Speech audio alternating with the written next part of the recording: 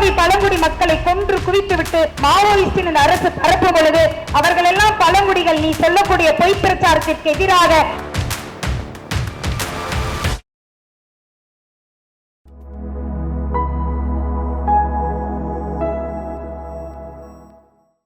அமைதி பேச்சுவார்த்தைக்கு தயாராக இருக்கக்கூடிய மாவோயிச கட்சியோடு இந்த அரசு அமைதி பேச்சுவார்த்தை நடத்து என்ற குரல் நம்மிடமிருந்து ஒலிக்க வேண்டும் அல்லவா?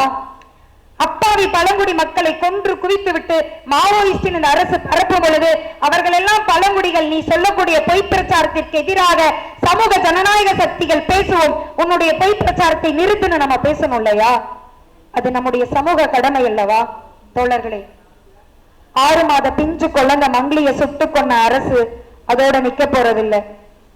சோனிசோரி தோழர் காட்டின அத்தனை பெண்களோட படுகொலைகளும் இதோட நிக்க போறதில்லை.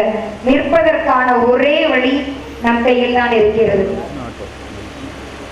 ஜனநாயக சக்திகளான நாம் குரல் கொடுக்காத வரை, ஜனநாயக சக்திகளான நாம் ஆபரேஷன் ககரை நிறுத்து என்ற குரலை எழுப்பாத வரை, ஜனநாயக சக்திகளான நாம் அமைதி பேச்சுவார்த்தையை நடத்து என்று வலியுறுத்தாதவரை நித்தம் நித்தம் நம்முடைய பழங்குடிகள் அங்கு கொல்லப்படுவார்கள்.